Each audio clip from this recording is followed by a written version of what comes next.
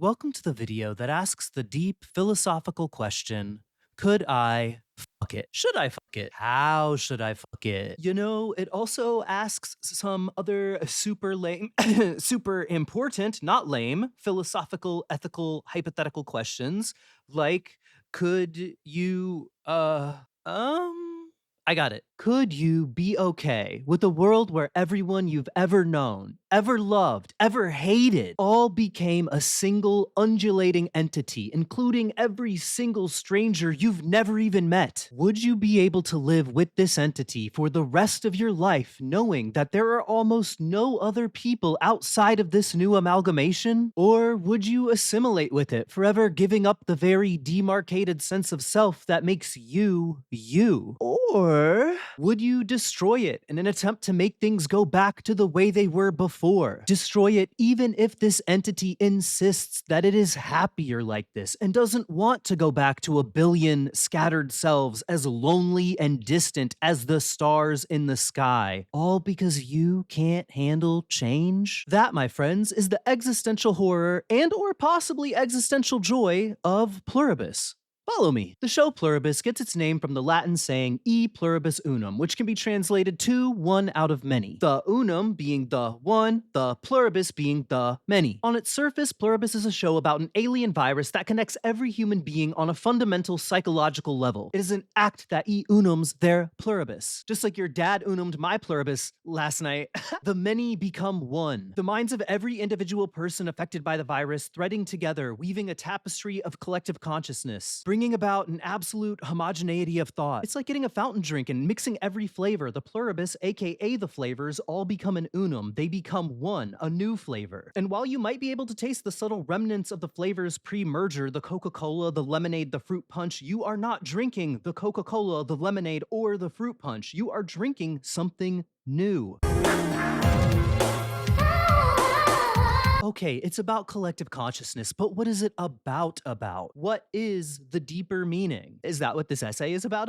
No, but fuck it, let's do it anyway. Number 1. Pluribus is a show possibly about the threat of artificial intelligence and the danger of homogenized thought with the eventual death and decay of a society that can no longer think for itself. No, number 2. Pluribus is a show about humanity's tendency to buy into promises and sweeping movements and groupthink, regardless of whether or not these things are grounded in truth or lies. This means religion, cults, political ideologies. Some might say, hey, what's the difference, man? I don't see no difference between no cults, no politics, no religions, man. Stop. Okay, number 3. Pluribus is a show specifically about the pros and cons of socialism and central planning. Can efficiency exist without suffering and widespread death? Is utilitarian sacrifice a necessary component of socialistic ideals? Would life be better if everyone was dead? No. Number 4. Please don't leave. I got it this time. This show is about evolution. This show is about the next step for humanity. It is a show about potential.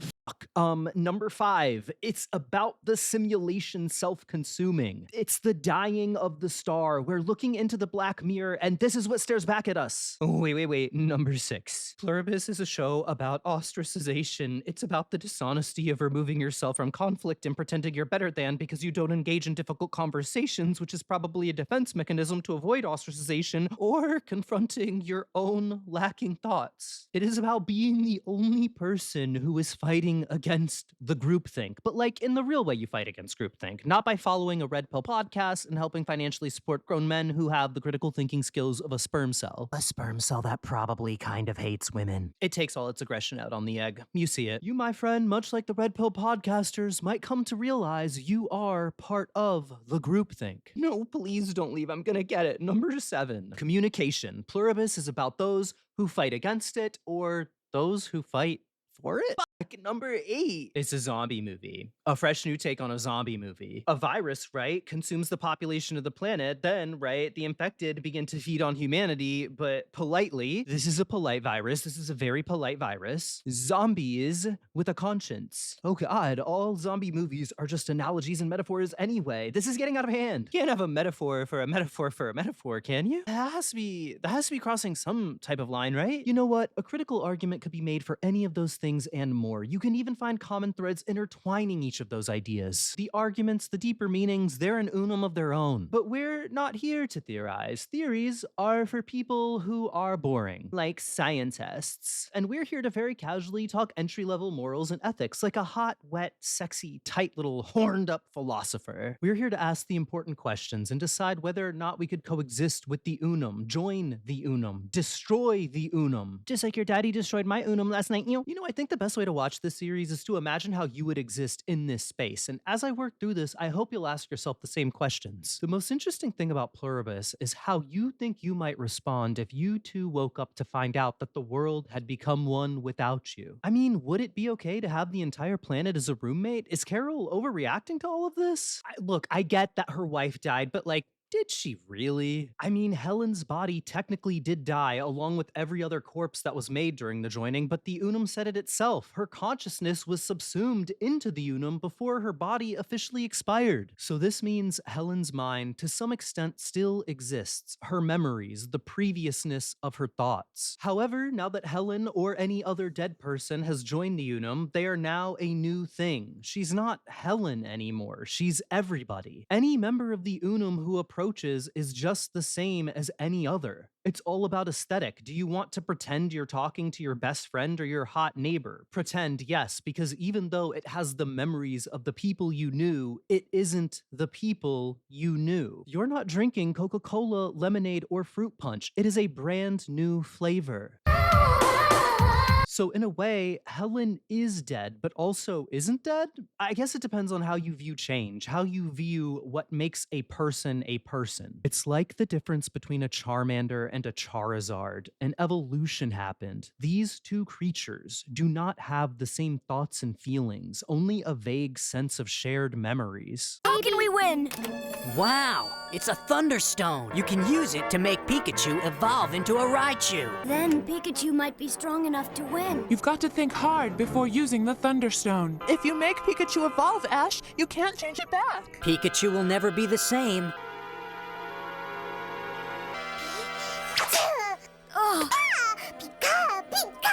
I mean, this shit broke my heart. I never let most of my Pokemon evolve as a child, so you can see where I stand on this. This, to me, is both death and evolution, a phoenix rising from the ash of a corpse. Could I get over that? Everybody dying all at once, leaving me behind along with a handful of strangers I'll probably grow to hate sooner rather than later? I guess I wouldn't be entirely happy about it, but I could take solace in the fact that everyone got to die together, so I wouldn't have to watch someone I care about suffer and die in fear. Been through that, don't want to be through that again, so that's a really big plus.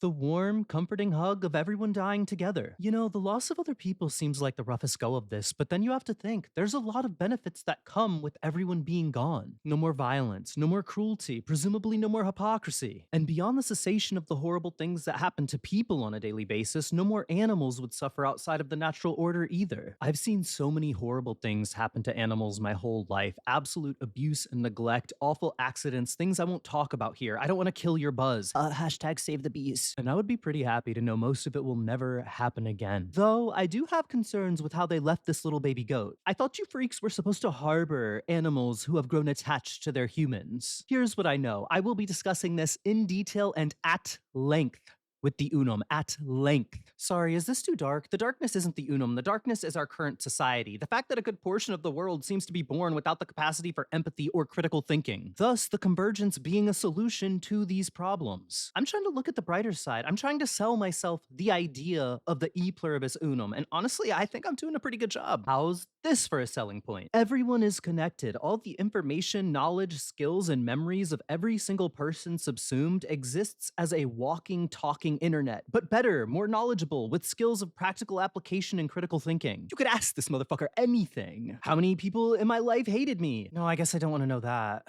How many people in my life loved me? No, that's honestly worse than the last question. If I worked hard enough, even harder than I do now, is there some possible way the world would have accepted me and let me be successful? Another thing I don't want to know. Whatever, who cares? I could find out all the hidden mysteries of our world thus discovered but kept from the general populace. I could know every secret every politician has ever had, every secret every celebrity has ever had. And I will kindly avoid the secrets everyone in my personal life has ever had because unlike Carol, That's some shit I just don't need access to. Yeah, why don't you tell me how much my mother hated my poem from 8th grade? It's fine, she doesn't understand poetry. I could ask you which celebrity has the biggest wiener, which celebrity has the smallest, which one has the biggest curve, up or down preferably, for different reasons, obviously. Which celebrity would be attracted to me physically, which celebrity would be attracted to me psychologically. How about both? God, how egotistical, assuming that a hot, smart, sexy, famous person, not a scientist, would be like, hey, I think you're so hot and also hilarious and deeply intelligent. Your perspective wows me. Fine, maybe the hot, smart, sexy, famous celebrities don't think I'm an attractive and also hilarious and deeply intelligent person with a wowing perspective. That's okay. Doesn't matter. The Unum would me anyway, you stupid, hateful bitch. I could have a freak off with every person I ever had a crush on, but never had the courage to say hi to. I could find out if I would have ever had a chance in the first place. I could summon the actual Avengers dressed up like the actual Avengers, have them stripped to nothing but their headgear, then let Thor step on my neck while Captain America and the Hulk beat meat onto my face until they look like a toaster strudel. Is that hot? From my perspective, absolutely. But is it ethical? Is it moral? Is it moral? Is it moral? Let's discuss. Now, the Unum will you if you want it to. It's just a matter of desire. It seems it will do almost anything outside of cause direct harm to make you happy, up to and including giving you an atomic bomb. Is that a problem? That if we ask it for it's gonna give us dick? I don't think so. They're able to establish boundaries perfectly fine. The Unum packs its shit and vacates an entire city when it feels violated, creating a literal citywide boundary. Bitch, your mammy's gut is a citywide boundary. Sorry, that was rude. Possibly fatphobic.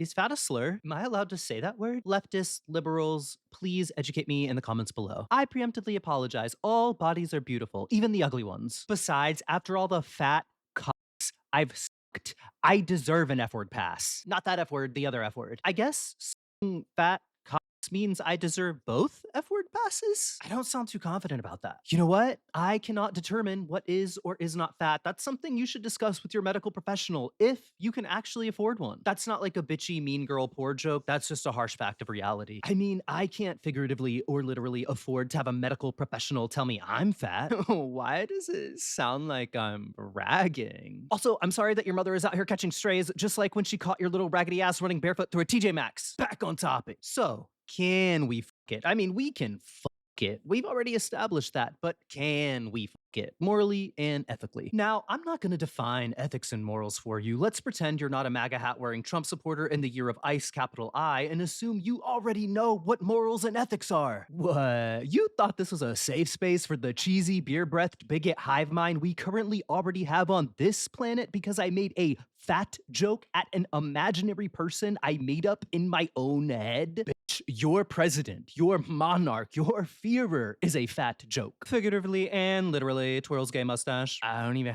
have a gay mustache. This is stolen valor. Is built like a jar of Duke's mayonnaise with the skin tone of ringworm and shart. Honestly, it makes sense why none of you have empathy. You haven't assimilated anyone with empathy into your hive mind, so it hasn't been introduced into your gene pool, into your communal matrix. This also goes for artistic talent, intelligence, critical thinking, honesty, and sex appeal. So, assuming you already know what morals and ethics are, can the Unum consent? Yes! Clearly, they are a super intelligence, the combined intellect and mental processing power of an entire planet. I will never be as intelligent or as knowledgeable as the Unum. So if they choose to fulfill all of my nastiest fantasies, which let's be honest are probably like an 8 to a normal person, but like a 4 to an actual freak, then they are doing so with the full understanding of the choice they are making. However, it does get a little complicated. A really astute and observant person would immediately ask two very upsetting questions. Question number 1. So,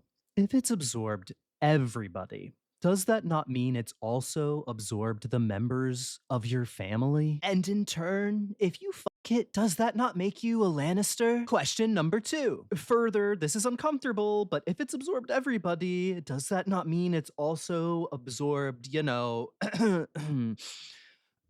the children? And if you it, does that not make you a Jeffrey Epstein? A Donald J. Trump, if you will. It's like meeting an adult who's super hot that you really vibe with, but then they're like, LOL, you might not know this about me, but I'm like totally 30% an actual baby child. and you're like, oh, haha, what a weird, quirky little thing to say. I'm vehemently unaroused by this kind of roleplay and a little disgusted. Then they're like, I'm also 0.0000001% your grandmother. and you're like, oh, icky, I don't know what you're getting out of this, but I don't want to fuck my grandmother. I would rather shoot my cock off with illegal fireworks. But then you kind of do it anyway because you're a loser and you don't care that they might be a little insane. You're like, hey, you're not a dumb drooling baby. You're not my grandmother, clearly. You're the goddamn Avengers. Let me juggle your infinity stones with my tongue, please. Thanos, snap my ass into space dust. Hey, look, if I gotta die and we all gotta die, that is how I want to go out. And after they wear you the fuck out like a brand new pair of shoes, you have no regrets, even though afterward they lean in and whisper in your ear with a gentle, calming voice. Oh, grandma is so proud of her little baby. So if you think about it, no, you're not a Jeffrey Epstein, because the moment the youth of the world is subsumed into the greater intelligence, they instantly mature, becoming again more intelligent and knowledgeable than you will ever hope to be. So at this point, since they're 0% a child, you're 0% a Donald J. Trump. How the fuck ever? You are 0.0000001%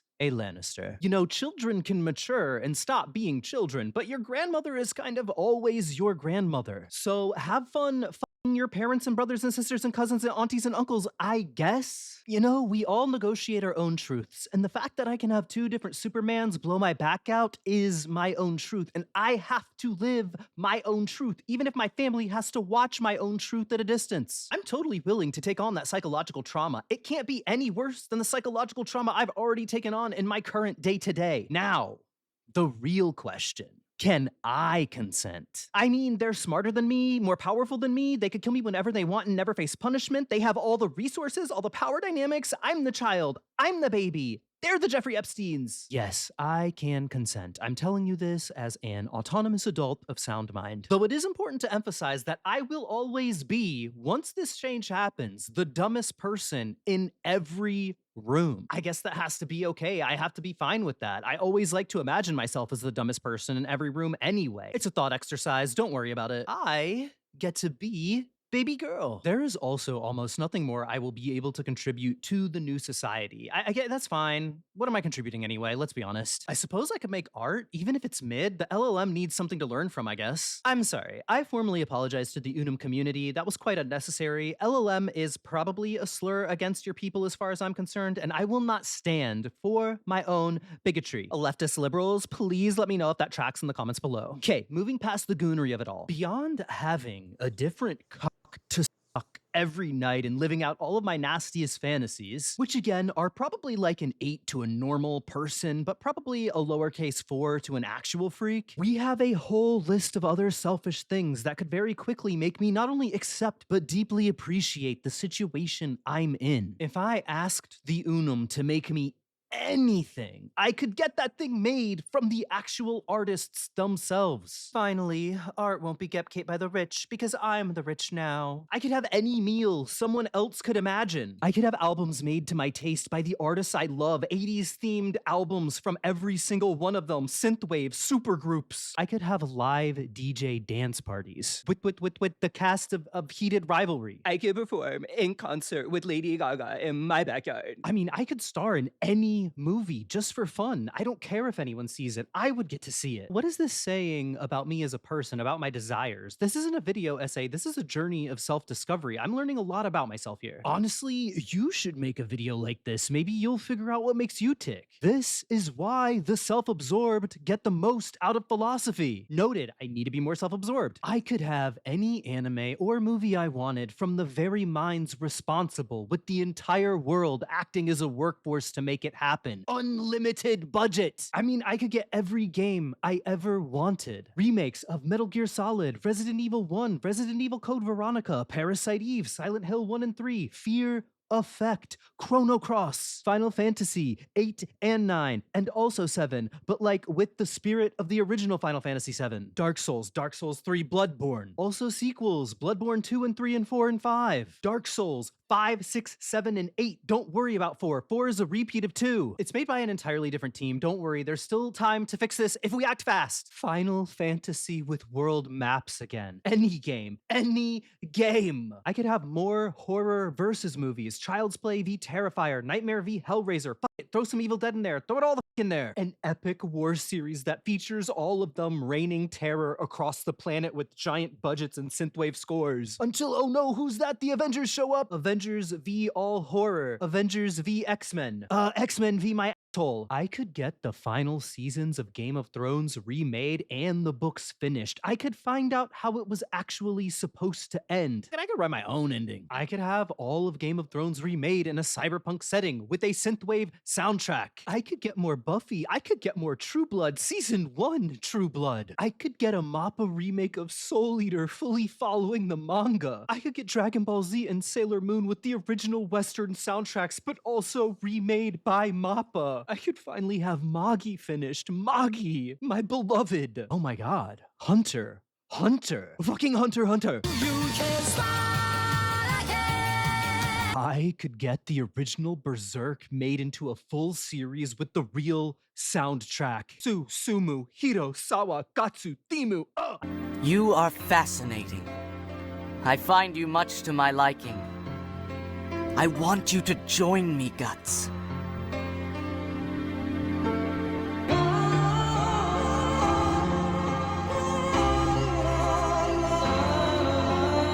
I'm learning that I'm very sensitive about soundtracks, apparently. I could live in a fucking shopping mall built to peak 80s cyberpunk anime magic.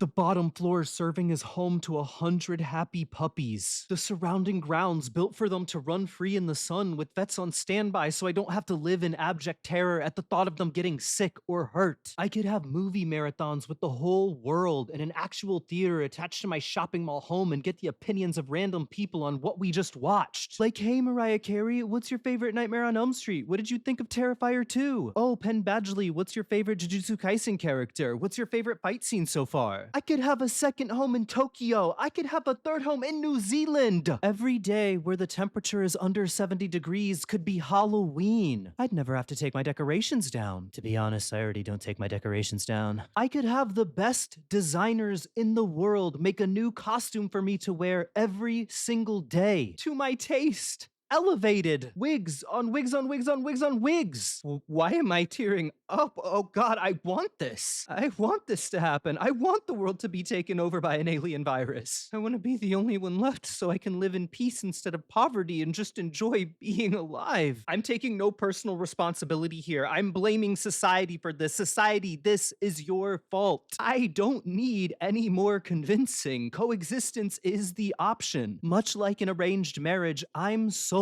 I mean, at this point, I don't know if I could be convinced otherwise that this isn't the best option for life, that I wouldn't be infinitely happier in that world than I would be in this one. Am I a Wanda? Would I be holding an entire world hostage just for the sake of my own desperation and happiness? No, I wouldn't be a Wanda. Not that I wouldn't want to be a Wanda. You know, just not the free will robbing, town enslaving Wanda. But if I had to be a superhero, she's kind of at the top of the list. Doesn't matter. Sidetracking. Again, the Unum is a higher being at this point. It's making the choice to help me, to make my life worth living. Because assumedly, based on the emotional distance from me to it, the Unum knows the cosmic gravity of my suffering, of everyone's suffering pre-convergence. I am like a pet in a way. Since its main directive otherwise is to propagate the virus, sending it to other planets, assumedly to other sapient life, so they can experience the unabashed joy of assimilated thought. Look, I'm fine with being a well-taken care of pet. Always have been. It's kind of one of my life goals. Yes, these are my most selfish desires, but at least I don't want to eat trafficked humans. I just want to watch TV and perform in concert with Lady Gaga. It's not even selfish. They want to make me happy. They love it. Just like I love sucking your dad's cock. Meow, meow, meow, meow. Okay, so that was it for the coexistence argument. What if I joined it? Do I want to join it? Let's talk about assimilation. My stored luck is used for very specific purposes. I'm an unlucky person in general. I gamble with a blindfold and both arms tied behind my back, naked and covered in sex jelly. So, there is a fear that if I joined the Unum, I would be trapped in some mental prison of infinite horror that I could not wake up from. That I would exist in endless perpetuity, locked away until the combined human species housing my mind like an organic server farm finally died. I would need a test. I would need the Unum to release at least 100 people of wildly different levels of empathy, intelligence, and philosophy, then interrogate them on their experience, including at least 10 others who perfectly match my own profile of empathy, intelligence, and philosophy. I would need to be absolutely sure that every last person released would want nothing more in this world than to return to the ocean from whence they came. I want to return to the ocean from whence your father came. Meow, meow. Individuality is not a hard thing for everyone to let go of, but it is a hard thing for me to let go of. While I am influenced by the world around me, as is everyone, I try to form my thoughts and opinions and ideas in a pretend vacuum, which admittedly sounds stupid and is almost impossible, but I like to think that I try, so giving that up would be hard as fuck. Making the gamble on whether or not assimilation would lead to unending comfort or eternal horror is a highly unnerving potentiality. This is one of at least 500 reasons why I'm not religious. I'm not a blind faith kind of girl. I mean, I know I wouldn't do it until the moment I died, but I'm pretty sure I would rather just fade out of existence than be part of an undulating psychic mass, possibly until our sun dies, worst case scenario, even longer. I mean, who knows what the combined power of the world is capable of when we don't have the lowest common denominator weighing us down. Therefore, probably don't want to assimilate. Much like the musical guests at a conservative gathering, too many unknowns. So, last obvious question. Would I destroy it, breaking society free from supposed collective happiness? This is a simple question with a simple answer that doesn't require too much thought. I like to believe I would only destroy it under the circumstances that I either felt threatened by it or that I honestly believed it was holding minds hostage. Otherwise, how could I ethically or morally harm it if this was truly the combined wishes of an entire fucking population? A population, mind you, that has philosophically chosen not to do harm up to and including destroying vegetation. I would not, I could not, and it would probably be wrong for me to do so, Sam I am. Conclusions. Coexistence makes the most sense out of the three options initially presented in this video. As someone who is decidedly not religious and who is also decidedly not in the market of violence and cruelty, you know, save for response to those who are violent and cruel, joining and destroying are not really viable options without me first taking a lot of steps to land at the necessity of said options. Thank you so much for watching. Am I a monster? What would you do in this brave new world? What is your method of cope? Be honest! I can already see you lying to yourself and the world at large. And in that case, maybe you should be assimilated because you kind of already are. With that being said, please hit the buttons. Everything helps. Never undercome, only overcome. Shoot high and expect to miss. Limitless forever. Checking you in. Have a good night. Yeah. Oh yeah, you're gonna love it. Do it. Oh, it's gonna be so good. Do it. So good. Well, it's time. I'm subscribing. Excellent.